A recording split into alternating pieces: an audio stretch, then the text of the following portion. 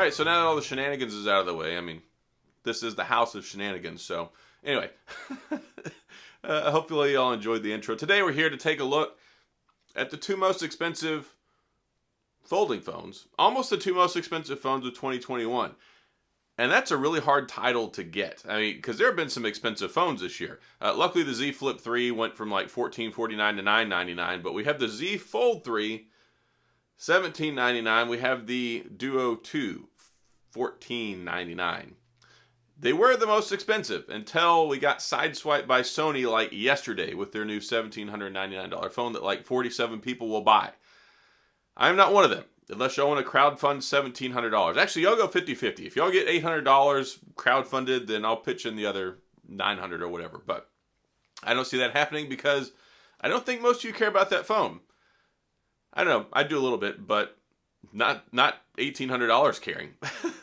So these two phones right here, I've had a lot of questions lately because people like to work wide. I mean, they have ever since the BlackBerry Passport. That was the slogan. Now we have these two fancy folding phones. One is a foldable, which the screen folds in on itself, and the other one is a folding phone because it has folding displays. Words matter. There's semantics there if you want to argue over it. So people want to know, which one should I get? Because they're both, pretty big. You get the Fold 3 and it opens up and you're like, ta-da! And you have this big screen, and that's cool. And then you get the Duo 2 and you open it up and you're like, wow, two gigantic screens. And you're like, but out times two. Which one should you buy? Should you buy either of them? I mean, that's a legitimate question. Should you go out and spend at least $1,500 to buy a phone that gives you a lot more screen space on it? And we're going to talk about that in this video. We're going to talk about the S Pen versus the Surface Pen. Ta-da! You people have been asking for it.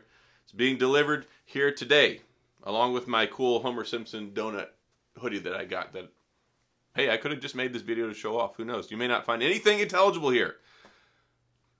Which sometimes I'd argue you don't anyway. But anyway, so we're going to talk about these two phones.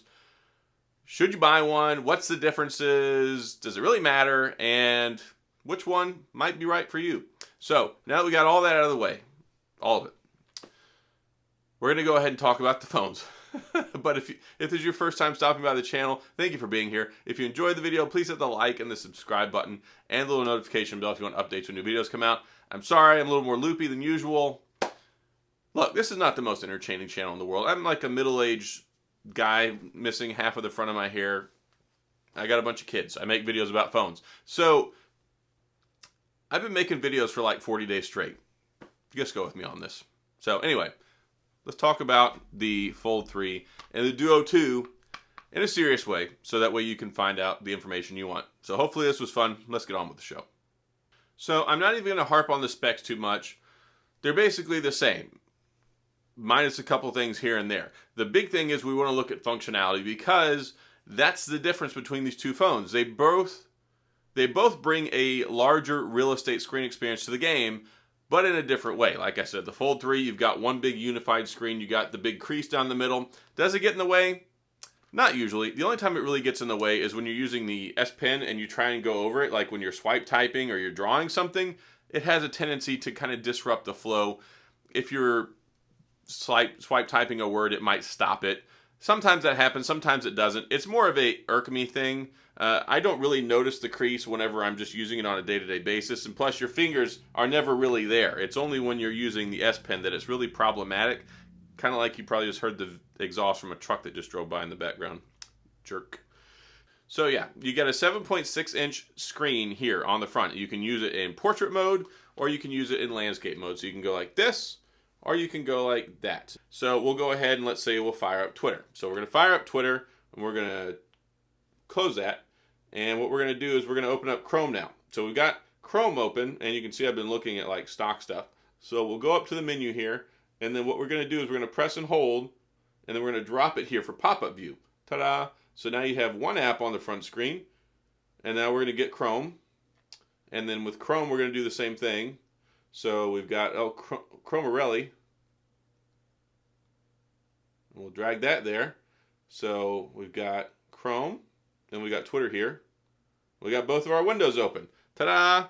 Look, it's called multitasking. You can do this with several different windows. As you can see here, the more windows you pop up, the more space it takes up. So you can size one window over here, size another window over here. They're both active at the same time. So this is not like, okay, I can only do one thing at a time.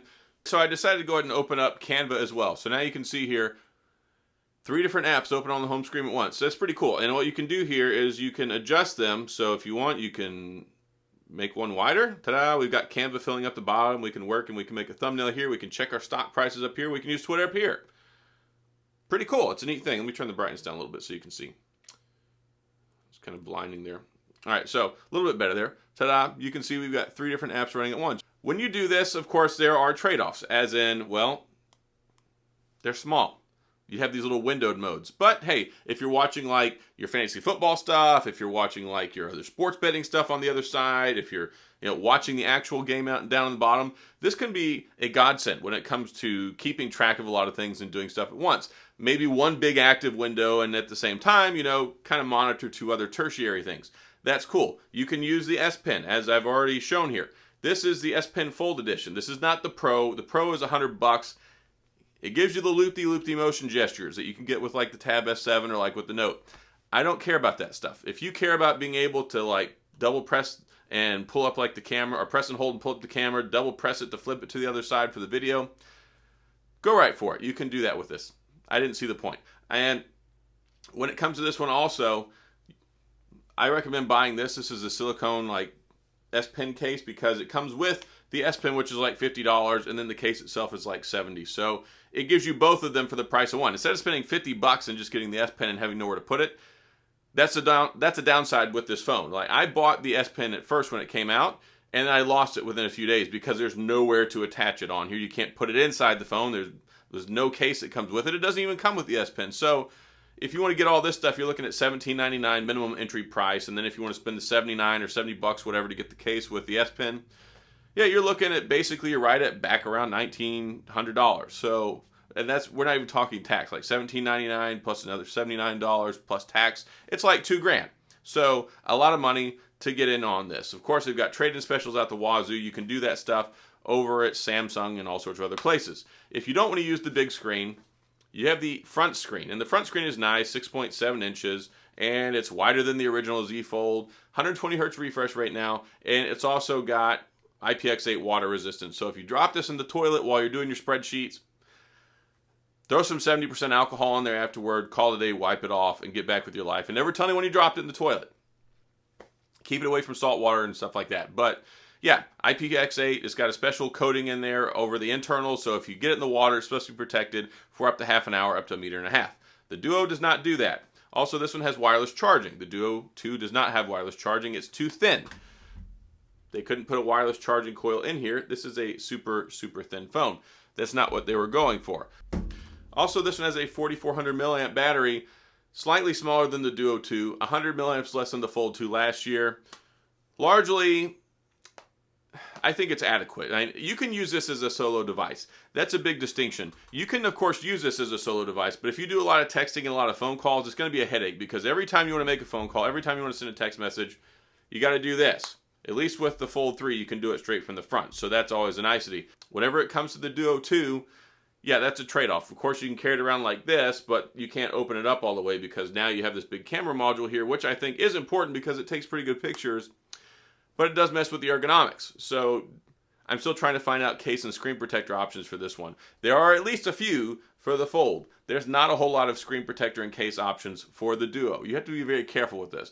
Not only is it the world's lightest and thinnest or world's thinnest 5G phone, which is thin as heck. I mean, it really is. But also it's running Android 11, and you're going to have Android 12 soon for the Fold. That's going to come much quicker than the Duo. One UI 4 is in beta right now, and hopefully the full edition will come out soon. I'm anxious to get Android 12 on the Fold because I totally love Android 12 so far, other than all the bugs. Also, 10 megapixel camera on the front. You also have the under the screen selfie camera on the inside of here, which it's one of those things where it's like, you can use it. It's not really the best looking one in the world. I mean, like, as long as you have adequate lighting, I guess it's okay. Let me show you here. Yeah, it's definitely nothing to write home about. But then you get the 3 12 megapixel cameras on the back, capable of 4K video, 60 frames per second, all that jazz. Bing, bing, bing. 12 megapixel primary, 12 megapixel ultra wide, 12 megapixel telephoto. Put an asterisk next to that. I don't really know which one is actually which. I haven't cared to look that much, but I think the top one is the primary. Either way, you probably don't care either. So, moving over to stage left, we have the Duo 2. So with the Duo 2, this is Microsoft's second attempt at making a dual screen phone. The original Duo largely was considered poop by most people. Some people love it. I don't want to insult you people. I like it just fine for what it is, but it did not live up to what it was supposed to be when it was launched. It did not deliver. The Duo 2 definitely delivers on everything that the original Duo was supposed to. I like this one a lot. So $1,500, $1,499. That's a spicy meatball, especially because it doesn't come with the S Pen either. And I had my Surface Pen somewhere. Here we go. Yep, in the hoodie. The Surface Pen Slim is like $100, $119. I'm going to get that eventually. I haven't been able to get one yet because they were very low in stock and they all got bought like instantly. So this will attach to the front magnetically, so that's kind of nice. It is a much stronger magnet than last year. This one has dual 5.8-inch displays that, with their powers combined, give you an 8.3-inch screen real estate, which is a lot because you get this 4:3 aspect ratio. It's really, really nice because everything is big and wide and you get more room. You can view things, you can work on things, you can access things. It is super nice. And then you can turn it upright like this, and this is pretty darn super cool because this is like basically like having an iPad mini in your pocket. I mean, iPad mini is like 8 inches, 8.1, something like that. This is 8.3. This is pretty neat. And then, of course, you can use the Surface Pen with it, which is pretty cool. Surface Pen is neat. You can swipe over to the side. You can do all sorts of things. You can draw. Ta-da! This is nice. And then you have the back side, which works as an eraser. And it's neat because it actually has a more rubberized texture. It gives you kind of this tactile erasing feeling. Whenever you're erasing stuff, it kind of drags along behind it a little bit. Kind of neat. This is more responsive. The drawing on here is less laggy, much more reactive, much more on par with what you kind of expect with like a Fold series or like the Note series devices. I don't think it's quite 9 millisecond, but it is much, much, much, much better. Much, much, much better. And it's something that is much more enjoyable. And it gives you an enhanced experience when dealing with the Duo 2. I feel like if you're going to get the Duo 2, that you absolutely have to get one of the pens. So one of the cool things you can do is you can take your app and you can span it across both screens. This works with a lot of apps. It doesn't work with all the apps, but this is cool. So you can have this really, really big Twitter experience. And then if you want, you can turn it like this, and then you get the full page Twitter experience. And then this is pretty cool. Like, I really enjoy using Twitter like this. It's super cool. So you can do that. That's a nice thing. You can have two apps open at once. So with this one, it's not like on the Fold 3. On the Fold 3, you get the big screen and you can divvy things up into smaller apps. You don't get to use windowed mode on this, but you can set it up where you can have two apps open simultaneously on one icon. Ta-da! That's pretty darn cool. You press it, it opens them up at the same time on both screens. I really like that. So that's pretty cool. So it gives you some pretty cool functionality to where you can do a lot of things at once. This one I kind of like and I prefer because you get two full-size screens instead of taking all the screen real estate and doing things in Windows. It's much less complicated too. This one you just pop it open, like here, I'll open up Chrome and I can throw it over to the other screen if I want. And then I can pull up Twitter over here and then I can pop it up on this screen, or if I want, I'll throw it over there and I'll open up something else. So I'll open up Chrome over here. So there's a lot of multitasking, a lot of productivity stuff that you can do on here. This one has just under a 4,500 milliamp battery, and it's also got the 90 hertz refresh rate now. Last year had just a standard 60. You get the 90 hertz refresh rate on here now. Makes things nice and smooth and crispy, just like on the Fold, except the Fold is 120 hertz. So this phone I consider more of a tandem device. This is like a supplemental carry.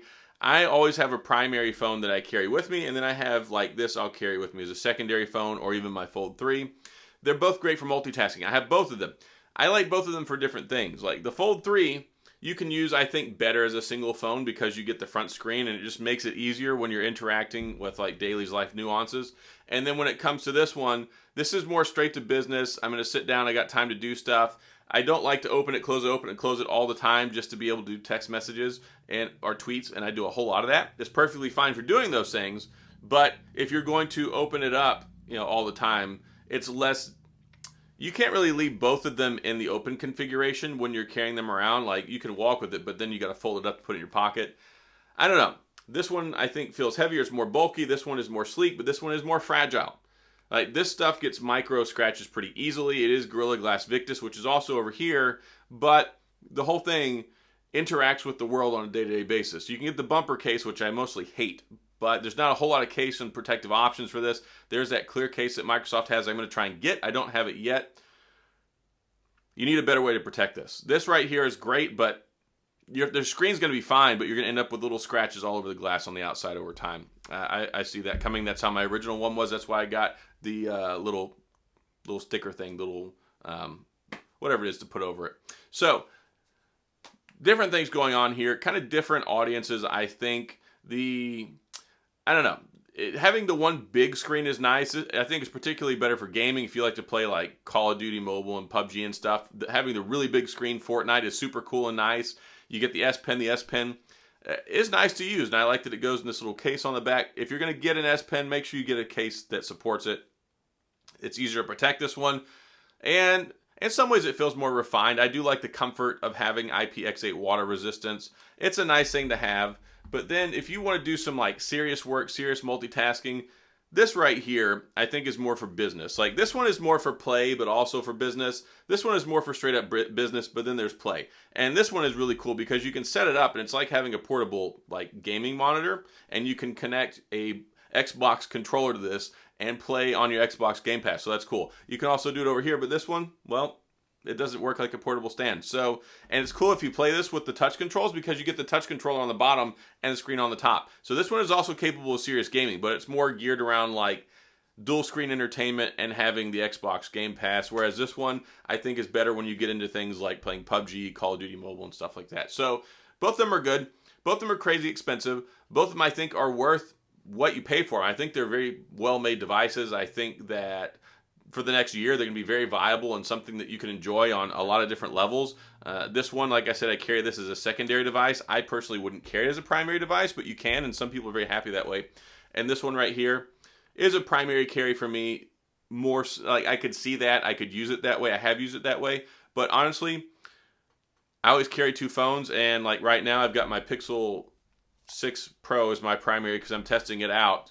I'll figure out when I go back to later. And usually this is my secondary carry, but I'm testing the Duo 2 right now. So I don't know which one's going to be my two phones moving forward because I've got so many right now and I've been testing them for so long. It's finally coming to an end. So I can finally pick what I want to use for a little while. But I just wanted to make this video because I've had so many people that have asked about it. And this is a long one. I mean, it's like 20-minute video. So hopefully this answers some of your questions. I really wanted to stay away from the specs more. Talk about like what you can do with the S Pen, what you can do with the Surface Pen Slim, what the screens are kind of designed for, and who they might be for.